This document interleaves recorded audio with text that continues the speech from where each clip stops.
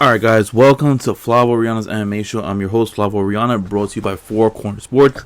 Guys, so we have UFC 297s officially in the books. I know that today is Wednesday. I was trying to put out a video on Monday and Tuesday, but unfortunately that wasn't the case. Look guys, I don't know how you guys scored it. Scorecards were all over the place in my opinion from fans. And even like pundits and like UFC fighters or regular MMA fighters on like how they scored the main event. Main event ended up winning fight of the night, which I completely disagreed. The reason why I disagreed because I felt like Ramon Tavares versus Sergey City should have won fight of the night, which was on the prelims. So if you guys have the chance, definitely watch it. It was a good, back and forth type of fight. But for the main event, Sean Strickland versus Dricus Du Plessis. Sean Strickland came into Toronto, to try to defend his belt after winning the title back in September of 2023 against Israel Adesanya, where he was a plus 700 underdog against Adesanya, and pretty much basically, nobody gave him a chance, right? And after during that first round of, we already know what happened with Strickland and Adesanya. Strickland drops Adesanya, hammers away like 15, 20 punches, and he walks Adesanya down completely throughout the entirety of the fight, winning the belt. Now, UFC 296, in December, you had Strickland and Du Plessis, having a brawl in the stands, right? Dana White said it was his fault. He had Strickland, right by the barricade, and Du Plessis about one or two rows right behind them, and you could hear Du Plessis, talking smack, and we already know what happened. Strickland moved, asked Gilbert Burns' wife and kids to move to the side, and immediately after they moved, he ended up jumping in front and just started wailing in punches. And then fast forwarded to what happened in Toronto. Strickland, in my opinion, he won round one, which I feel like the majority, had agreed towards that. I think I maybe seen like 2 or 3 people ended up feeling like he didn't win round one, which I feel like is absurd. Rounds 2 and 3, I felt like those were the 50-50 type of a matchup. And the reason why I say that is just because Strickland was utilizing the jab. He was, making Du Plessis, overswing and like hit him on the chest, and nothing was like really clean in my opinion.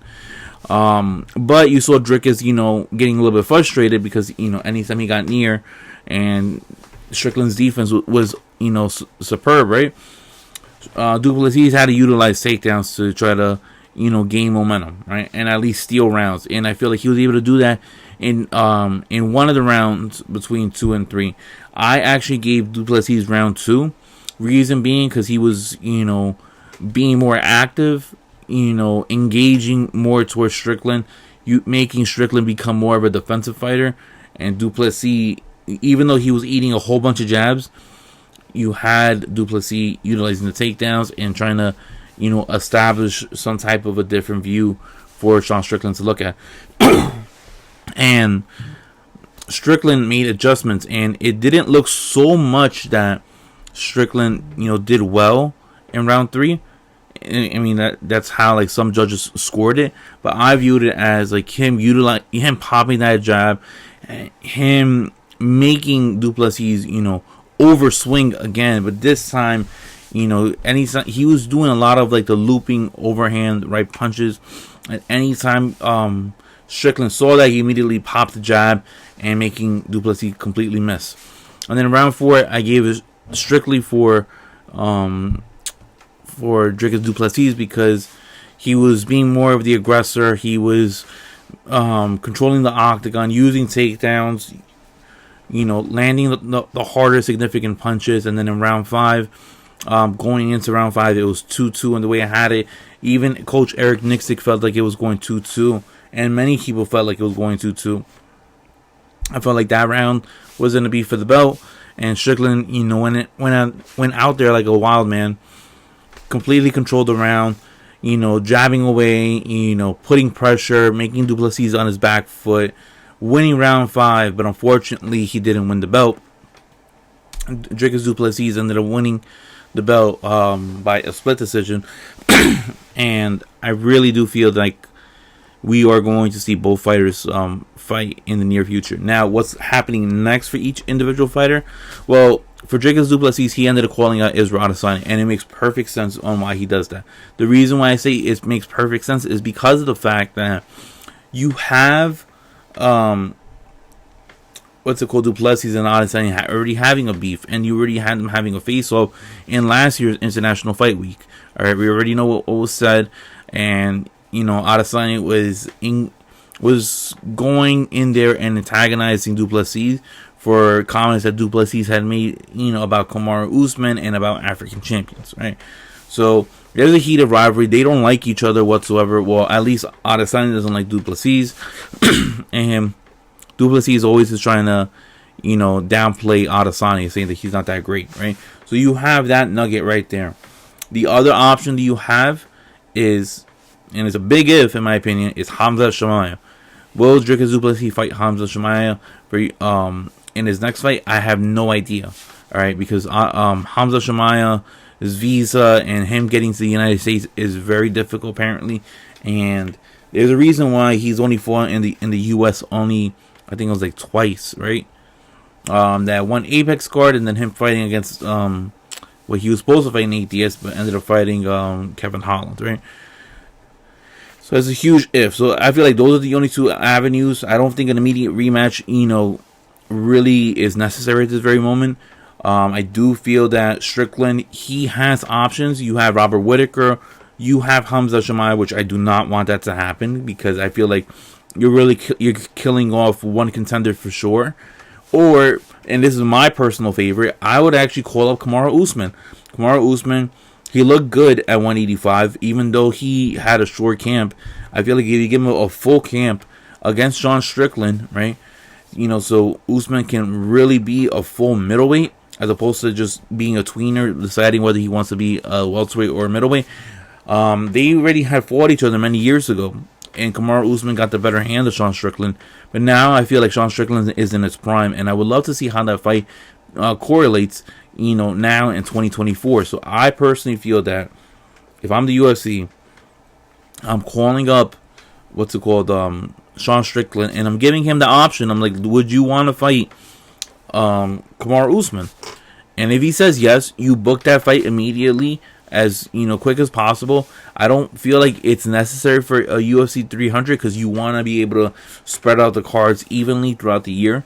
I would feel like maybe like 301 or 302. If they're not going to Rio in UFC 301, you could book it there. If not, book it for UFC 302 or put it on International Fight Week. All right. Conor McGregor claims that he's fighting on International Fight Week on June 29th. You can have that there. Both those fighters don't have a belt, so I could see a possibility of placing that fight on that card. And then look, co-main event. I'm gonna move into the co-main event right now. Co-main event was a complete drag. I'm not saying that it was worse than Rose Namajunas versus Carlos Barza, but at least it was in the same stratosphere because I was very excited for the co-main event. I felt like Mayra Bueno Silva had the ability to win the title because of the way that she has fought in previous past at women's bantamweight, and she's been finishing people. I mean, we already saw how she finished Holly Holm, but I felt like she had that ability to do so, but she needed to do it before the 2.5 round mark concurs, because Raquel Pennington is a tough fighter, and she's very tough to put away, and she's very durable. And I was worried about that part, but I was not taking in consideration of the fact that Mayra Bueno Silva has not fought a 5-round fight before, and her cardio is really, really trash. All right, she gassed out within the first 7 minutes of the fight, and she didn't have the whereabouts to continue putting that same pressure that she applied in round 1. She was very fatigued. She kept going for takedowns. She kept getting punched in the face numerous times in the clinch and in the stand-up game. All right, and resulting towards her having to relish in try to take down Raquel Pennington. And Raquel Pennington noticed that, and she made adjustments in her game. All right, and she forced the fight to be standing up, but then she also disobeyed her corner and continued with the wrestling and really just grinded things out.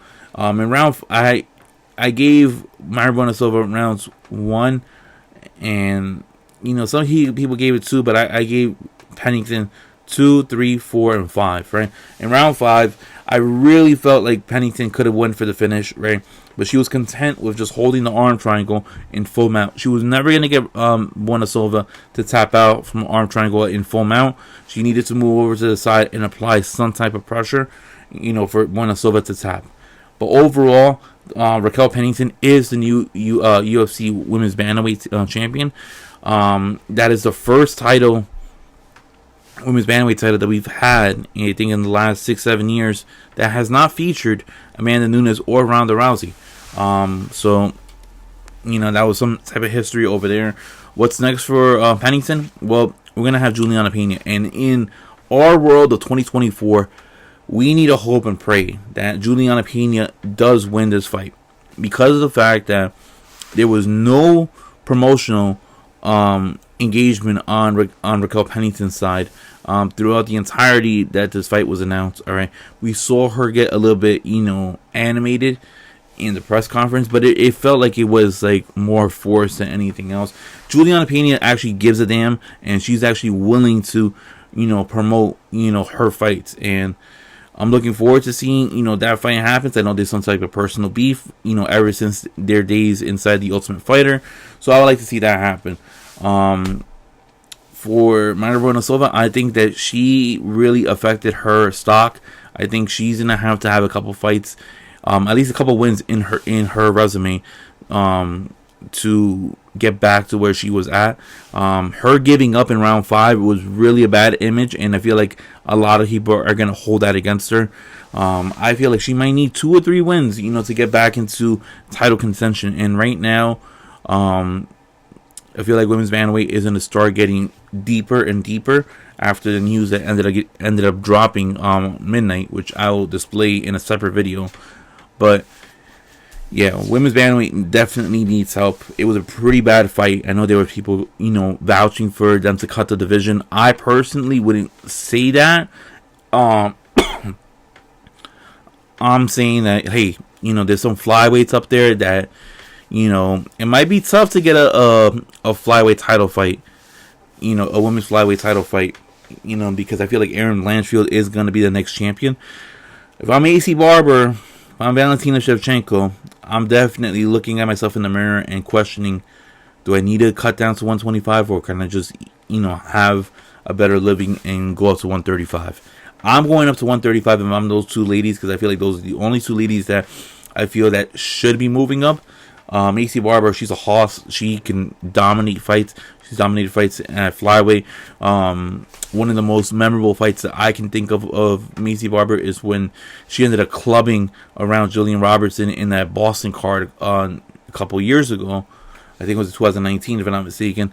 And then Valentina Shevchenko, she's already getting older. I would like her to move up. She already has fought people like Juliana Pena in the past, and I feel like she can definitely, win fights and even win the title at bantamweight. So I feel like she has success there. But yeah, guys, overall the UFC 297 wasn't a really great card. All the male Canadian fighters have lost. They went 0-6 or 0-7.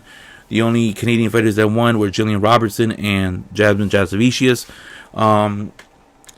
And yeah, guys, I mean, there is no UFC this week.